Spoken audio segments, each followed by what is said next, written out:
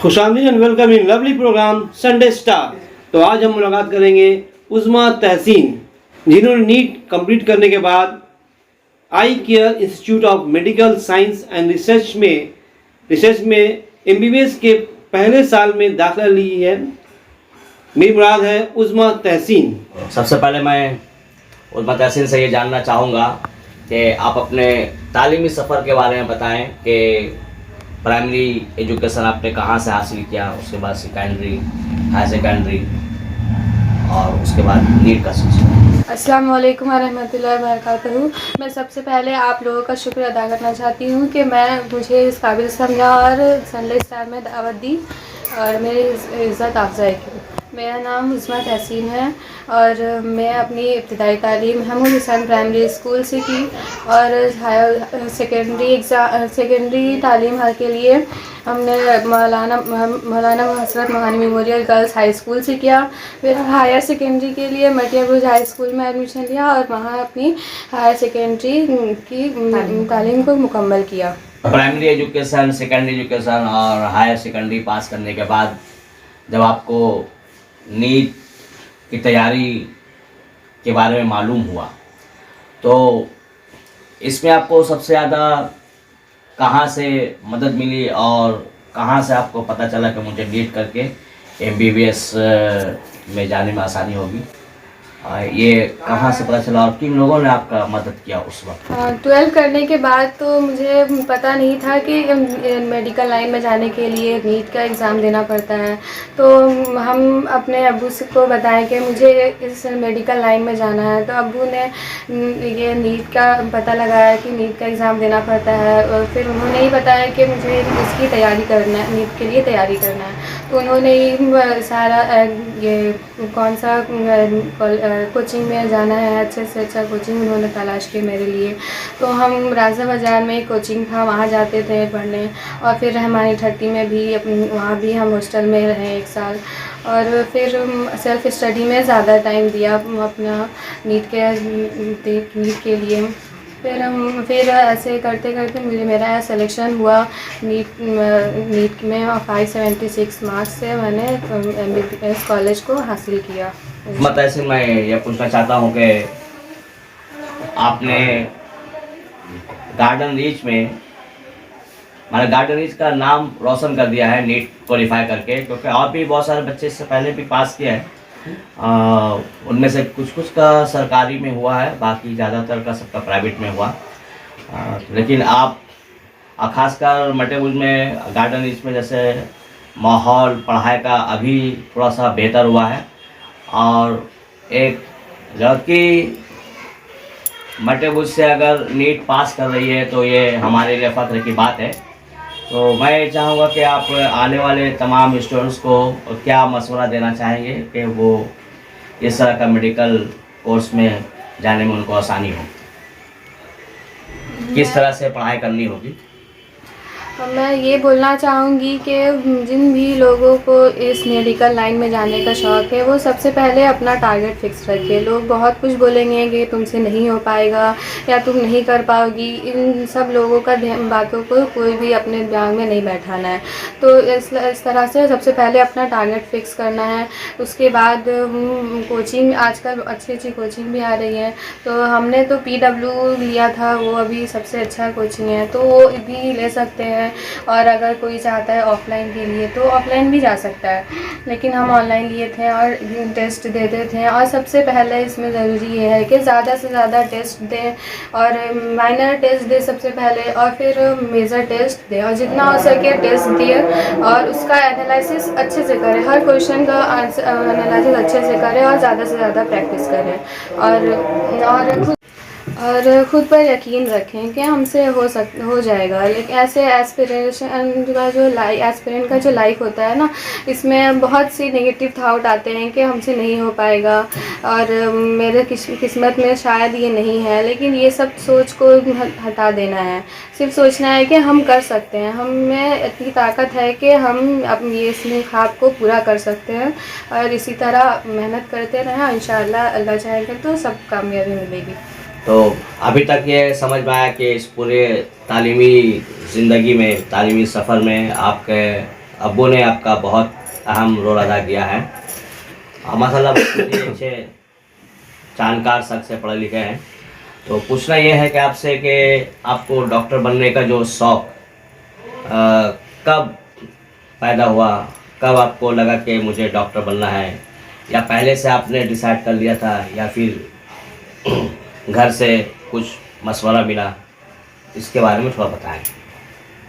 मुझे मेरे डॉक्टर बनने का जो ख्वाहिश है वो तो मुझे बचपन में थोड़ा थोड़ा था कि मुझे डॉक्टर बनना है, लेकिन जैसे जैसे हम बड़े होते गए और घर के लोग भी बहुत मेरी मदद मतलब बोला कि तुमको डॉक्टर ही बनना है। मेरे मरहूम दादा जिस दादा साहब जो थे वो तो मुझे अब उस टाइम से ही डॉक्टर डॉक्टर बोलना शुरू कर दिए थे। वो बोलते वो उनकी दुआ से तो मैं माशाल्लाह इस मुकाम पर हूँ और घर के सभी लोग भी चाहते थे कि मैं डॉक्टर बन जाऊं और मेरा तो सपना था ही कि मैं बन जाऊं।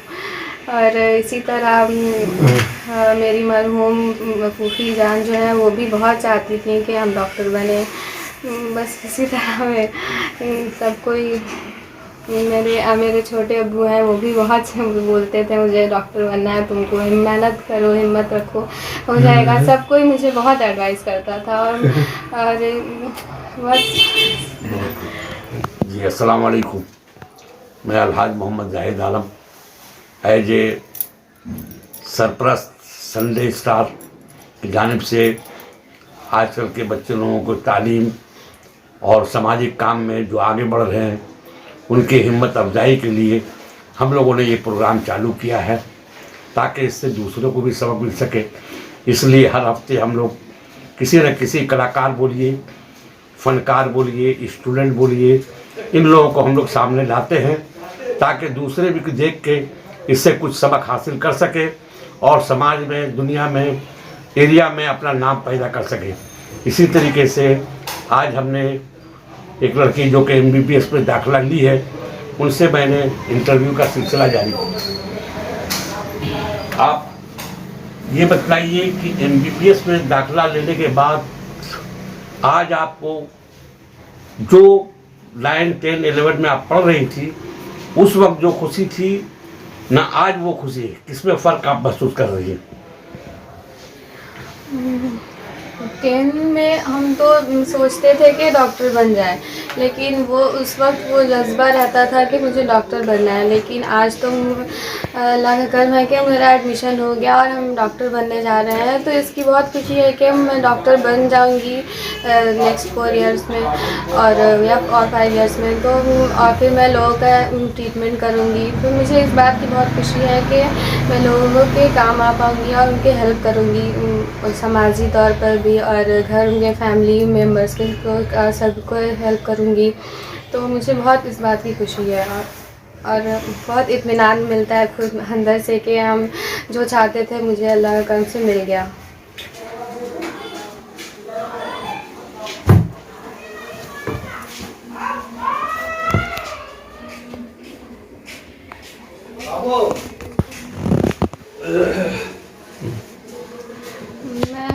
मैं तुलबात को ये बताना चाहती हूँ कि जो भी इस मेडिकल लाइन में आना चाहता है और वो सबसे पहले अपने टारगेट को फिक्स करे और उस पर ही अमल करे। जो भी ये करना है वो अपने टारगेट को हमेशा याद रखे। अगर उसके स्टडी में कोई भी रुकावट आ रही हो तो वो उस रुकावट को दूर करने की हल सोचे कि मुझे ये रुकावट को कैसे दूर करना। जैसे आजकल तो फ़ोन आम है, सारे लोग स्टडी करते करते फ़ोन में कुछ मैसेज आ जाता है तो वो उसमें 1 घंटा 2 घंटा किसी का मैसेज आ जाता है तो उसमें 1 घंटा 2 घंटा उसमें वेस्ट कर देते हैं। तो इसीलिए उन लोगों को चाहिए कि पढ़ाई के वक्त अपना फ़ोन या फिर जो भी उनसे रिलेटेड रुकावट की चीज़ें हैं स्टडी के दौरान तो उसको वहाँ से हटा दें बिल्कुल भी। तो इस तरह से अपने पढ़ाई को आप लोग फोकस करके कंप्लीट कर सकते हैं। तो और ये भी बोलना चाहूँगी कि ये कभी भी मत किसी के दिमाग में ये ना आ जाए कि हमसे ये नहीं हो पाएगा, ये बिल्कुल भी नहीं आ पाएगा। अगर ये आ गया तो फिर आप जो भी है स्टूडेंट ये नहीं कर पाइएगा। तो इसीलिए ये कोई चीज़ से परहेज़ करें, कभी भी नेगेटिव थाट अपने दिमाग में ना लाएं और हमेशा पॉजिटिव रहें और थिंक पॉजिटिव बी पॉजिटिव है। तो अक्सर राइटर, बहुत सारे राइटर जो है वो किताब लिखते हैं तो वो किसी ना किसी से उस किताब को मंसूब कर देते हैं। तो मैं पूछना ये चाहता हूँ कि आप अपनी इस कामयाबी को किसके नाम से मंसूब करना चाहते हैं? क्योंकि आपके फैमिली में बहुत सारे पसंदीदा लोग होंगे, आपके दादा हैं, दादी है जो फ़िलहाल अभी हाल ही में इंतकाल हुए है ना, आपकी फूफी है, और इसके अलावा आपकी वालदा है, आपके अब्बू जो शुरू से आपको तालीमी सफ़र में मदद करते रहे। तो बहुत सारे लोग हैं घर में, तो आप किसको इस अपनी कामयाबी को किसके नाम से मंसूब करना चाहेंगे? मेरे इस कामयाबी के पीछे तो बहुत सारे लोगों का हाथ है, मतलब स्पेशली हम अपने मम्मी और अब्बू को देना चाहेंगे, क्योंकि उन्होंने ही मुझे इस कदर हौसला दी कि और इस कदर हौसला दी और मुझे हर मोड़ पे मुझे बहुत हिम्मत दी। और मेरी दादी, दादा और फूफी और बहन भाई सब कोई तो बहुत ही हेल्प किया ही है मेरा, लेकिन वालिदैन तो सबसे आला मुकाम रखते हैं ना, तो उन लोगों की दुआ से तो बहुत कुछ हो सकता है। तो उन लोगों ने बहुत हर तरह से मेरी मदद की और जो भी रुकावटें आई उन लोगों ने मिलकर हल किया। मेरे इस कामयाबी के पीछे मेरे छोटे अब्बू का भी बहुत बड़ा रोल रहा है। उन्होंने भी मुझे हर तरह से हिम्मत दी, उन्होंने भी मुझे बताया कि मुझे डॉक्टर बनना है, वो भी बहुत चाहते थे कि मैं डॉक्टर बन जाऊं। और इसके अलावा मेरी मम्मी जो है वो भी बहुत चाहती थी और वो तो हमेशा मुझे हिम्मत देती थी। मुझे कभी कभी लगता था कि मैं बहुत अफसोस, मतलब मुझे लगता था कि मैं कभी नहीं कर पाऊँगी, मुझसे नहीं हो पाएगा या मेरी किस्मत में ये नहीं है। तो उस वक्त मेरी मम्मी मुझे बहुत हिम्मत देती थी और बोलती थी कि मंजिल बहुत करीब है, बस थोड़ा और चलना है। तो मैं ये सोच कर एकदम खड़ी उठती थी और फिर अपनी तालीम को, फिर स्टडी को कंटिन्यू करती थी। तो इसी तरह मैं एक शेर बोलना चाहूँगी उन सबों के लिए जिन्होंने मेरी इतनी हेल्प की है। तो भटका हुआ जहन था तो बिखरे जज्बात, सोचा भी ना था कि बन सकेगी कोई बात। मैं जो भी बना हूँ तुझसे, मैं कुछ ना होता जो ना होता तेरा साथ। आज का संडे स्टार में उस्मा तहसीन साहिबा का इस्तकबाल है और आज का संडे स्टार अवार्ड देंगे अलहाज मोहम्मद जाहिद आलम साहब।